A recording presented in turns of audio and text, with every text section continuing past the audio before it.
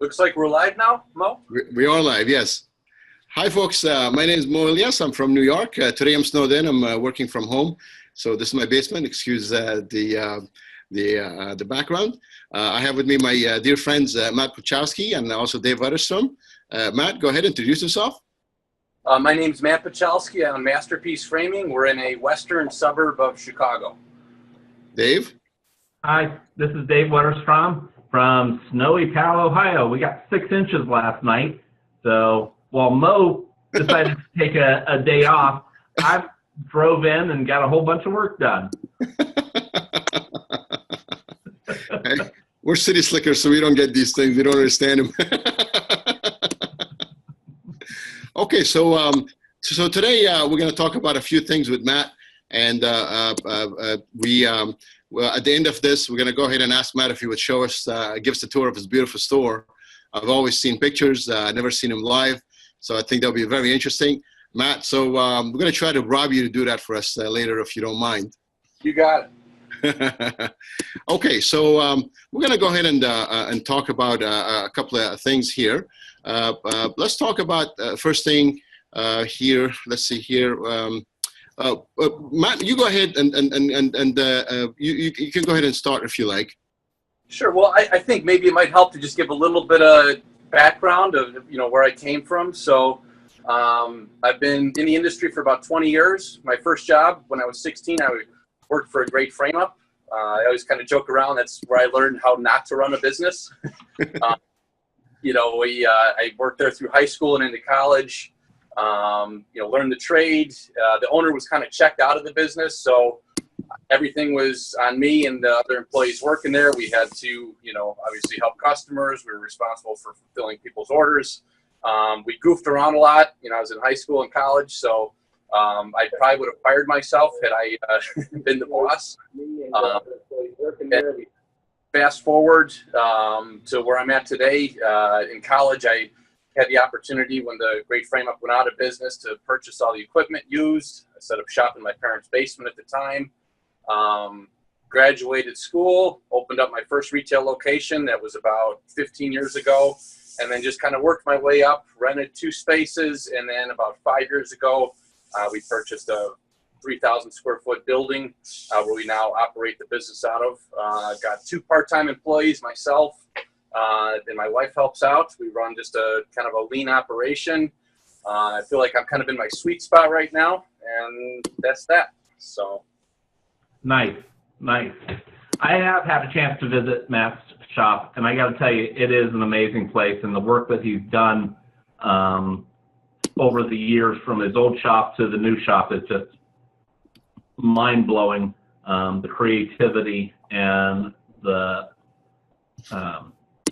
artistic values that Matt really shows.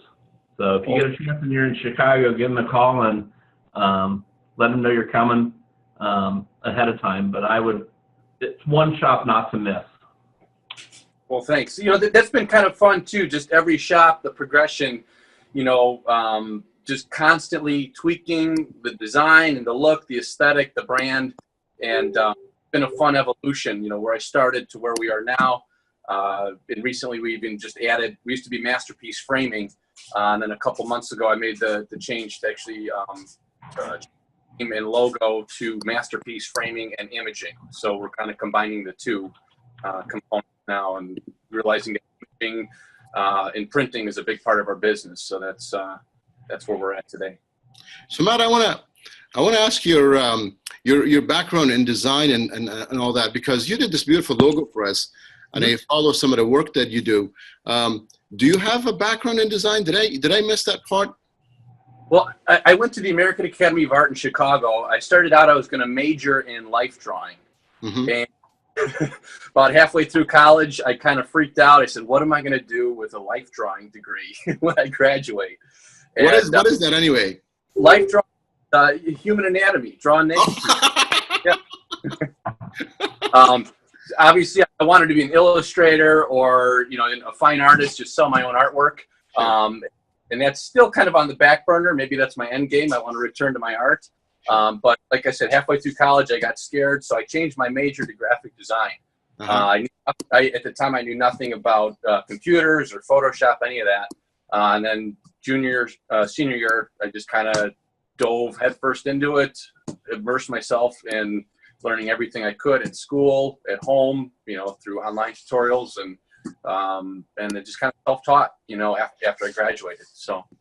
Yeah, I think you're brilliant. I really like what you do. Thank you. Okay, so let's talk about your process. How do you run your business? How do you make sure you run in an efficient way? I know we talked about this in Vegas at dinner a couple of times, but I want to hear it from yourself again, if you don't mind. Yeah, so a couple things that come to mind. I mean, we keep a very clean shop. Everything's very organized. Everything's got its spot. We clean up every day before we go home.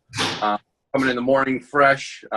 So I've been in a lot of frame shops, and it also looks like hoarders, stuff everywhere. You're tripping over yourself. So that's number one. Hey, that was only one day. I'm sorry. No, I'm trying to do better after visiting your shop. Number two is streamlining the process. When I first started the business out of my parents' basement, I had a suitcase with about 50 frame corner samples. I would go out to people's homes. I didn't have a store for me. So I was able to make a sale using only 50 frames. So when I opened up the retail location, we have about 1,000 frames now, which is a lot less than most shops. And I strictly deal with, it's about 80% going through one vendor. And then, I'm able to kind of leverage my buying dollars. I get bigger discounts. They're local. If I need something fast, I can pick it up. So that's, another big, so you advocate buying majority of your product from one vendor? Yes, I do. For me, it's worked. And I guess that's something I'll say too. I think we're all on our own path. We have our own, realizations to come to. But what I'm going to say tonight, this is all stuff that's worked for me. Sure. My formula. So it might not work for you, if you got a bigger operation, or maybe you don't have any vendors close by, or you like, maybe your business model, you have 5,000 frames and you can offer, a bigger selection. But for me, 1,000 frames is probably even too much. I could probably pare it down to 500 or 600. Yeah. I'm a big fan of simplicity. And so there's that. Yeah. Well, I like to learn from everybody. There are things that I think I know, and when I listen to someone talk about how they do it, I'm like, oh, wait a second, I think I can benefit by switching it this way. So it's always good to listen to people and how they do things. And that's good. You got an open mind. I think so many people, and especially in this industry, they think their way is the best way, and they've shut everyone else out. So it's good to keep an open mind and just keep learning. Well, I wasn't always an open-minded person. Yeah, it definitely is wise to do that. Matt, I was wondering, you've got a young family with a couple beautiful kids that are absolute sweethearts. They're beautiful when they're arguing. Let me tell you, they got their moments. So most of them. Well, when I was visiting, they were on their best behavior then. But balancing family life and a successful frame shop, how do you deal with that? I mean, that's something that I struggled with when my girls were growing up. I know, like last month, I was here 14 hours a day, every day of the month. And that just got hard and old fast. So finding a better balance is something, that I'm wondering about. Does that come through being more efficient, or do you have some other tricks for that? Yeah, so definitely, like we just talked about, efficiency, but then a couple other things. I live 5 minutes away from work, and that was by design. I always wanted to live really close to work. So like, for instance, today, my schedule today, I come in, some days I'll come in really early. So today, for instance, I got in at 5 o'clock a.m. I work till about 9. I find I get so much more done in a 3 to 4 hour span before the store is open. I'm not checking my emails. I can let the phone go to voicemail. I put on my headphones. I can play music. I can listen to podcasts, whatever I want to do. And I kind of get in that. I like to call it the flow state, Yeah. where you just you're kind of in the zone. You're producing. I do a lot of the framing myself, and pay bills, do office work, whatever. So I went home at 9 o'clock, took my daughter to school. Then my other daughter had gymnastics, so we did that. And now I'm back for, this afternoon and to do the podcast with you guys tonight. But, being flexible, thinking out of the box, just because most people work a 9-to-5 job doesn't necessarily mean that's the best way to do it. So, if you can come in early, or maybe you're more of a night person, you can get more done at night, maybe play around with that. I've also tweaked our hours. I used to be open every day from 10 to 7. Now just Tuesday and Thursday we're 10 to 7. Monday, Wednesday, Friday, 10 to 5. Saturday we used to be open 10 to 5. Now we're open 10 to 2. And I've built a big enough following where I feel like I could probably be open 3 days a week, and people are going to they're going to want to come here based on all those years of hard work. It took it was a long journey to get to this point and a lot of work to get here. But once you're up and established, I think you got to take control of the business. Otherwise, it'll take control of you. So I completely agree with that. I've had experience where it's been out of control, and it's not a fun time. So nope. It took me 20 years to learn that bigger is not always better. And I agree. Downsizing to the one location instead of having 4 retail stores and a ton of employees was one of the best things I did for my own sanity, and also again for family life, which I second that. Yeah. So I want to touch back on that 5 o'clock time when you come in. How often do you do it in a week? And wouldn't that create a problem at home when you leave that early? No, everyone's sleeping at home, so they don't stop till 7:30. So I can get a couple hours in before the girls are up. Oh, I see. Yeah. And how often in a week do you do it? Do you come in early? Every week's different, Mo. Some weeks I don't do it at all. I'll just work a normal schedule. If we're busy, if we're overloaded, we got a corporate job in that needs to get done, I could do it 2 or 3 times a week. But if I come in early, then I can check out in the middle of the day. I can go home for lunch, and there's a benefit in that. And we were talking before we even went live here. You said you got is it an hour and a half commute? Hour and a half commute one way. One way. So that's 3 hours a day. Yeah. Times 5 days. That's 15 hours a week. Yeah. Yeah. That's a lot of time. That's a lot of time. Yeah. A month, that's 30. That's 60 hours. That's 3 days. 3 days a month. You're commuting. All right. I'm gonna start checking out now. Okay. So. But again, we all got our own formulas. It doesn't work. It's too much. I have to come up with a change. I think it's too much.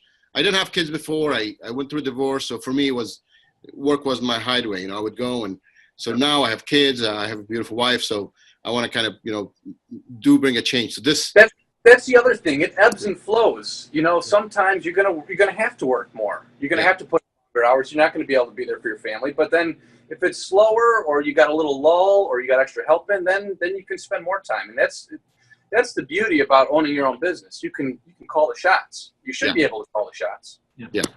So Matt, you've got you say you've got 2 part-time employees, but so I'm guessing that they can be responsible enough, or are go-getter enough that you can leave them by themselves, so that you can. Both, and that's key. Both of them are. They're 10s out of 10. Star employees. They're great people, and hard workers. And I wouldn't be where I'm at today if it wasn't for them. It's a team effort here, and I feel like I'm open and honest enough with them where they can come to me with feedback, and I appreciate feedback. I like when people question what I'm doing or criticize me. I think that's healthy. Not that I'm going to take their advice, but I've gotten a lot of good ideas from them on how we run things around here, and you know, even Stephanie, who's, I think she's still here now. As far as like an organization, you know, from an organization standpoint, she's actually checking out right now. See you guys. Bye, Stephanie. You know, she's had a lot of wonderful ideas, great with customers, good with sales. So yeah, I'm very fortunate. I can leave and trust that the shop is in good hands. So that's nice. Guys, I'm going to read some of the comments here just so we can catch up. Okay, so Scott says, hey guys. Hey Scott, how's it going? Hi Nancy. Let's see here. So you guys on the deli line, we'll check out later. Oh, George at the deli line? Come on, George. I agree with you. Matt, less samples. Oh, Scott says less samples. He agrees with that. What's Matt's mix of commercial to retail? This is Susan asking. Yeah, about 50-50. 50-50, okay. Let's see. And Matt, where do you get your commercial jobs from? Do you network are you involved with the chamber or other networking groups, or how do you go out and get those? Because they generally don't fall in your lap. The short of it is, when I started, I used to do a lot of networking and business groups and that sort of thing. And right now, it's been word of mouth. Web, I get a lot from the web on our website, and I've just built relationships over the years. And you know, we're doing one job now, and we were talking about this earlier. My initial contact worked for one company. They got let go. They went to another company. I was still doing framing for the original company. Plus, when they went to the new company, well, we got that business. And then they actually left a third time to a new company. So the same contact has worked their way through 3 companies. And they trust you, and they like how you do their work. Sure. Yeah. They make them look good, and they'll be happy to refer business to you. Yeah. Yeah. Yeah, I've had a couple of those situations. Sure, that makes a lot of sense. Yeah. Okay, so let me look at some more questions here. Okay, Rob says, I know how you feel about employees. I know Mo has them and a separate family. Matt, I'm sure Matt with your questions. If you're a single operator, there's a finite amount of time one can output by themselves, even working 70 hours. Okay, so I don't see the question. Gail says, Mo, why? I think she's talking about my commute. Hey man, it's New York City, so somebody's got to do it. Donna, I wish you're a morning person. She is not. Cheryl, Matt must have do nights then. Switch it up. Switch it up. Yes, I think nights sometimes work out too. I get home sometimes at 1 o'clock. You know, I have work to do and paperwork and all that stuff. It's 1 o'clock. Misty says way too much drive. I agree with you. Lisa says she's a nighttime person. I agree with that. Do you participate in nighttime? Okay. All right. So do you market your website? Oh, do you market your website? Lynn says, do you market your website? No, it's all organic. You know, I tried the Google AdWords thing. I've done a little farted around with the Facebook stuff and to no avail. I just, you know, people, if they're searching local, you know, they're going to find us. Yelp is the way I market the business. And I started that about 7-8 months ago, and it's been pretty good. Yep, huh? That's good. I personally do a lot of marketing. I do Facebook. I do very advanced marketing on Facebook. It's more involved than just a boost. I do a lot of that. I do AdWords. I do very specialized AdWord ads in Facebook. So I spend a little bit of money, not a lot of money, but I do very advanced targeting on that, and it works out pretty well for me. I'm also doing some LinkedIn advertising, and those are nice. Those bring you some corporate jobs. So I like doing that. Dave, how about you? What do you do with your website? Who made your website, actually? That looks nice. Well, a friend of mine gifted me my website when we moved. That's me, guys. You know, I made a website for him. Was, you know, a great gift, although we've got a little more work to do on it because some of the links go back to your website, Mo. Yeah, when it's free, you're the product, right?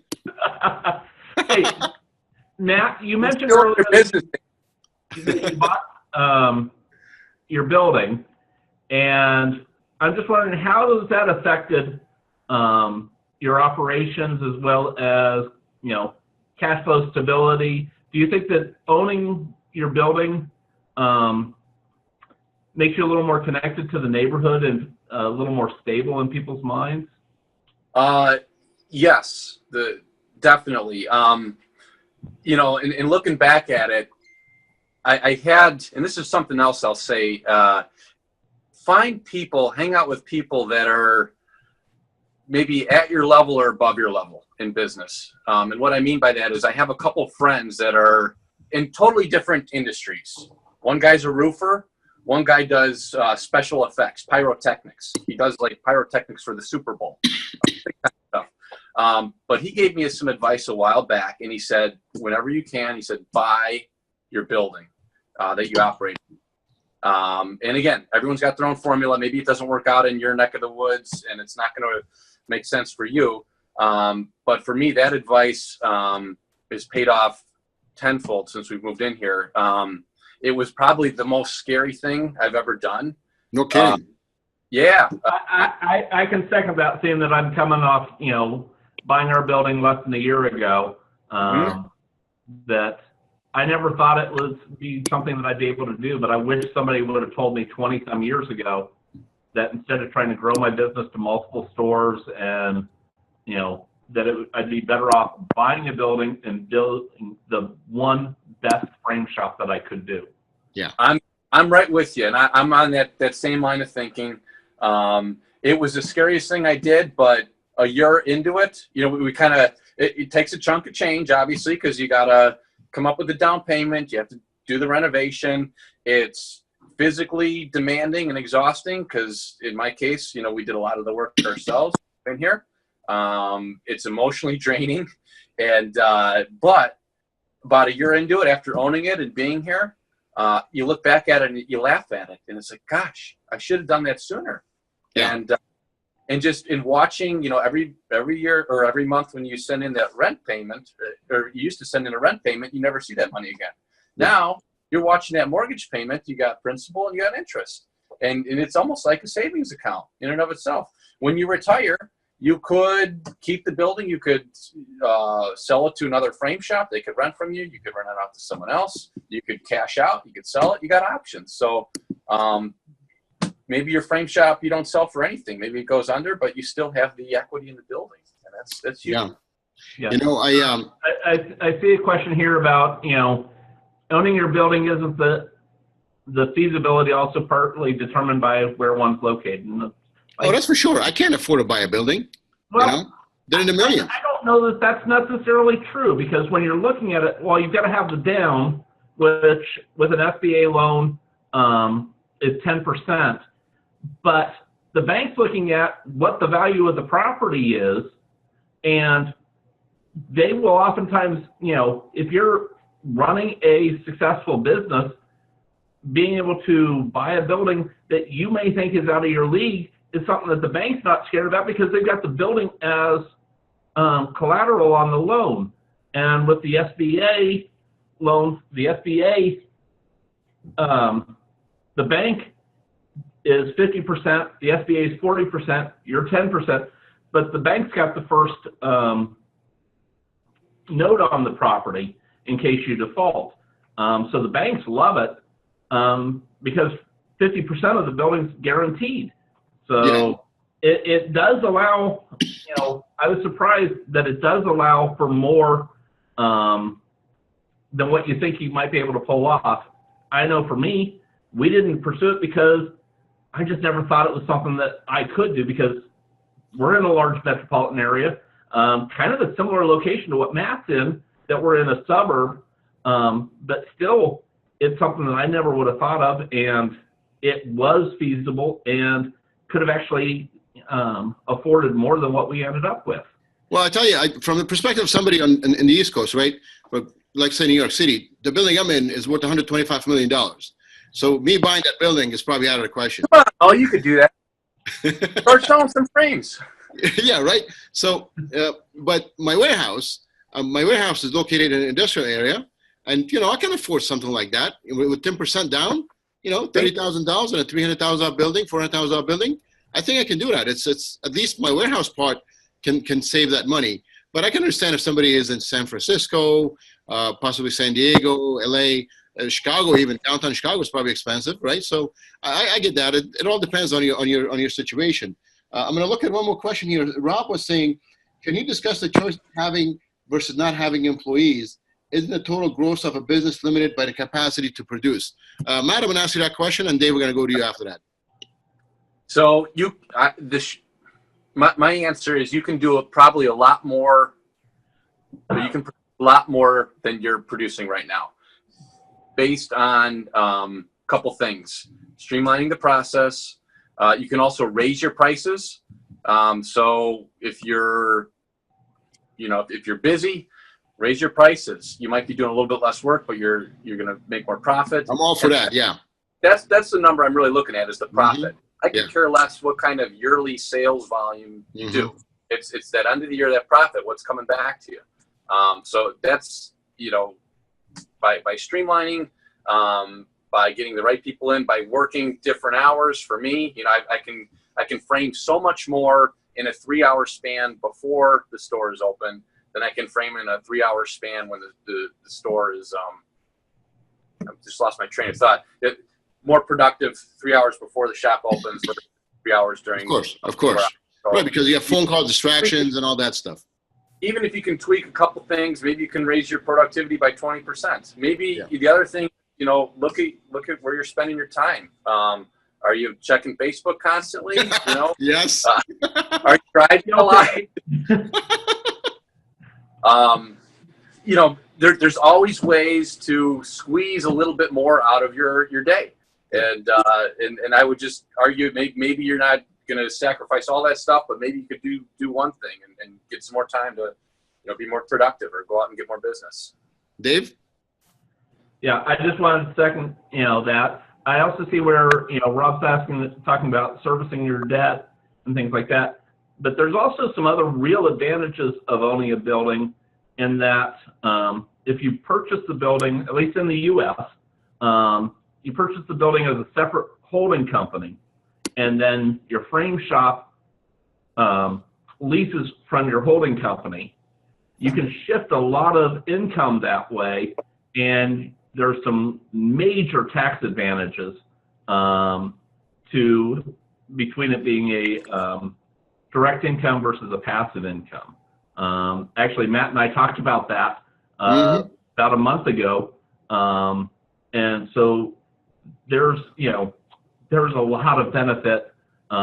Actually, Mo was talking with somebody at the trade show who said that he's not in the framing business, he's in the property business. Right. He makes frames so he can afford to buy buildings, he said. Talk to an accountant. We're a bunch of framers sitting around shooting the shit here. So you need to talk to a good accountant and attorney. Yeah, what the guy said, and he owns Hall of Frames, and he owns 17, 18 frame shops. Even if it's Arizona, right? I mean, even in Arizona, when you buy something, you got to pay money, right? It's not free. You're not paying New York City prices, but still, it's you paying money.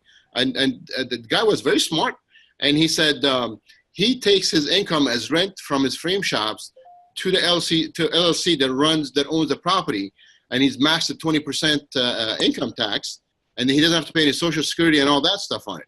And I searched on it. I think that's universally applied in most states. I think in all states. But like Matt said, check with an accountant. But that's crazy. Can you imagine not paying Social Security on your income?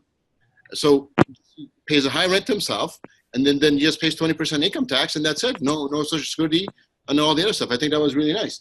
I'm going to look at one more question here. I have Mark. He says, any comments of social media adverts spend as a percentage of retail sales?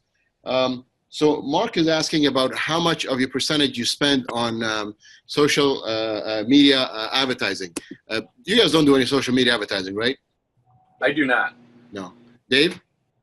I don't do much right now. I've tried it in the past, and my results were less than stellar. Now I'm not doing it, with the Mo system.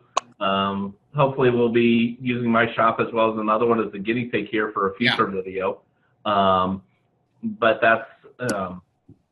I spent about $1,000 on social media ads, Facebook, Instagram, LinkedIn. It works out really nice. I'm not going to tell you what my gross is, but about $1,000 is my number, and it works out really nice. The return on that is really, really good. So if you guys are interested in that, you should look into it. Let's see here. Mo, that was $1,000 a month or $1,000 a year? A month, between all the venues. So Facebook, Instagram, and LinkedIn. So Wow. I heavily spend on Facebook, Instagram, and LinkedIn come in second and third in that exact order. But the return on those are beautiful. The returns are really, really nice. Okay, Anthony says, bought a 6,000 square foot building in 2015, a production room of 800 square foot retail space. Writing a check for mortgage is more fulfilling than rent check. I agree, I think so.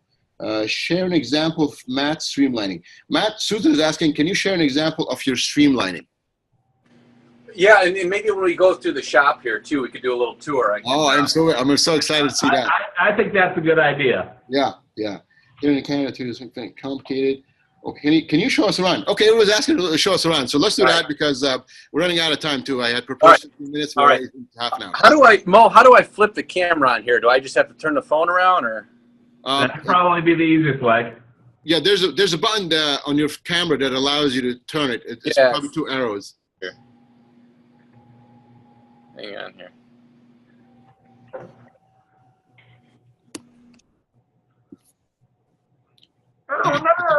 Oh, I think we lost you. Am I back here? Oh, there you go. You're back here. Okay. I might just have to turn it around. I won't be able to see you guys. Yeah, that's fine. Okay, so let's see here.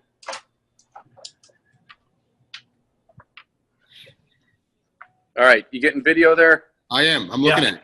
Okay, so this is the main shop area here.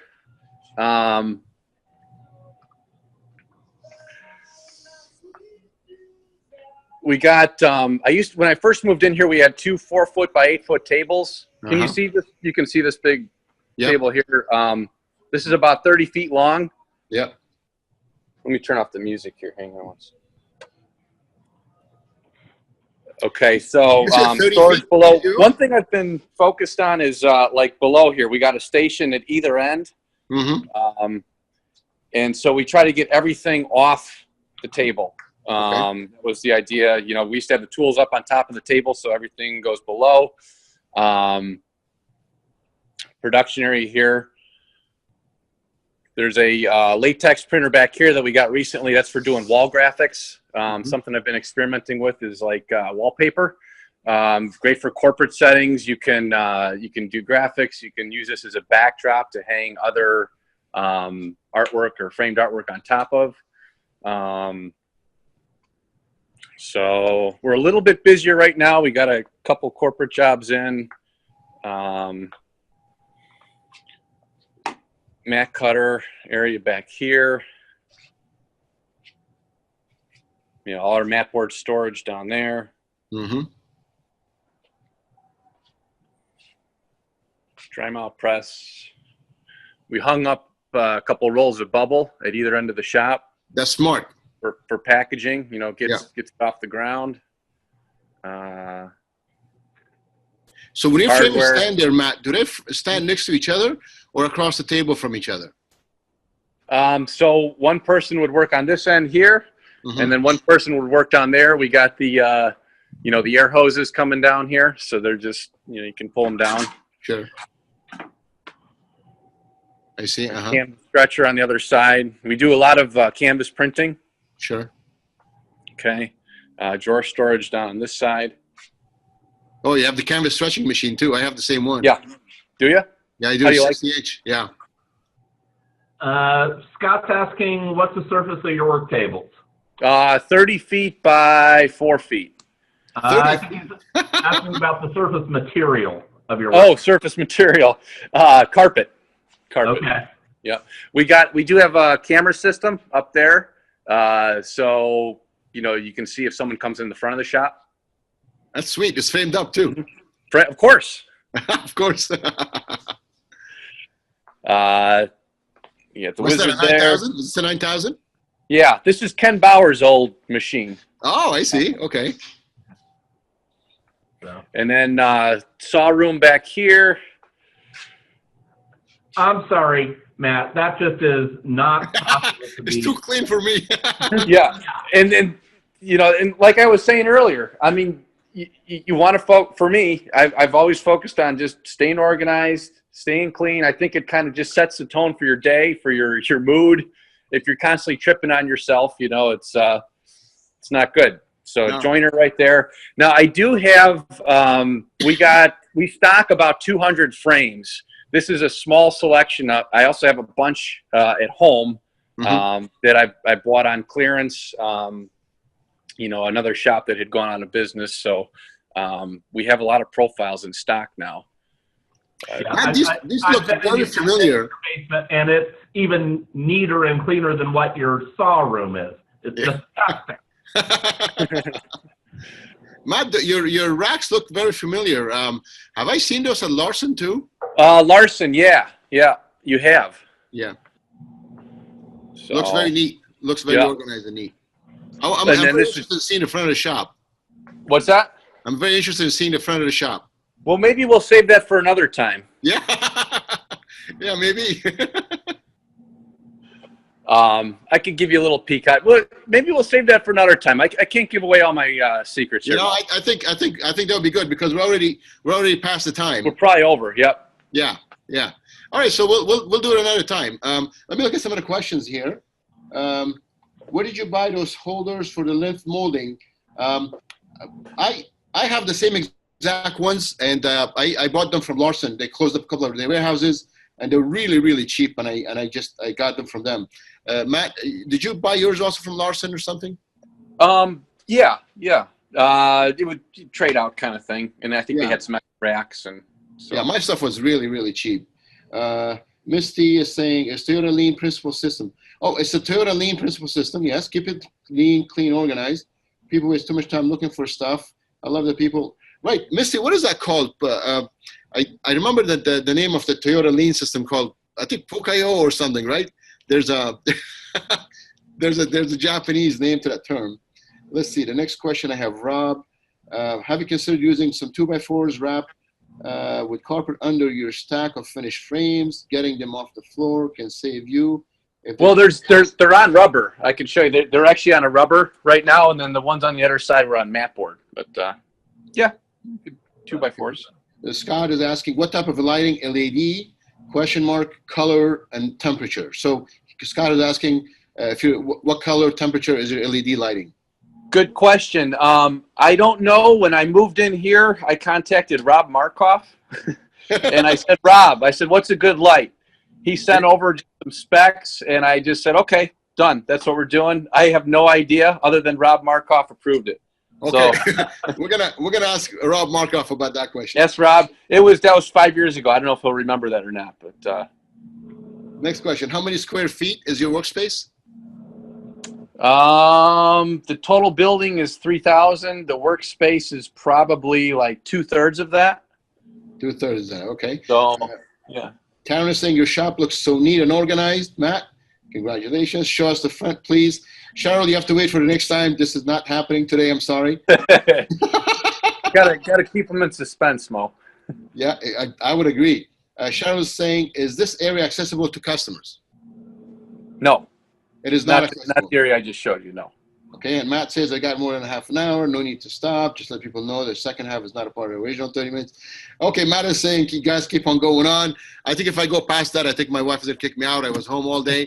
I think I need to get back up. So I think we're going to try to wrap it up. Matt, any parting words? Yeah, I would just like to say to you guys, thank you for what you're doing here. This industry, I feel like it's a lot of doom and gloom, and there's always a boogeyman out there. It's either Michael's or Joanne's or Framebridge, or the vendors are out to get us. And you guys are kind of like a beacon of light in this otherwise gloomy industry. So I appreciate that and the positivity, and I wish you guys best of luck with the show and the podcast here, and keep it up. And I'm excited to see where it goes for you guys. Thank you. You're very kind. I appreciate that. Dave? Thanks again, Matt. And, I agree about, doom and gloom, and everybody seems to find somebody to blame. And I used to fall into that trap myself, and it really kind of woke me up one day when I said, instead of worrying about what they're doing, focus on my own shop and try to improve my own shop. And things just seem to snowball and work, and I think that's the best way that we can survive. You don't want to ignore what's going on, but if you waste your day worrying about, oh, my FrameBridge is going to come in and it's going to steal all my customers, well, you know what? You've worried that and you've gotten no benefit for your business, where if you just say, hey, what are they doing right? What can I do to improve? That's where you need to go. I agree. I think we see what are the best practices they're doing and try to copy that or kind of emulate that and work that, because these guys have a lot of money behind the marketing, and we can just see how, what's working for them and try to do that. I like that. All right. On that note, I say thank you, our guest Matt. I appreciate that. We really thank you for that, for the logo. I think the logo looks great for the group. And Dave, thank you both for your time, and we'll meet again. Thank you very much. All right. Sounds good. People tuning in as well. Night, everybody. Bye. All right. Good night. Bye-bye.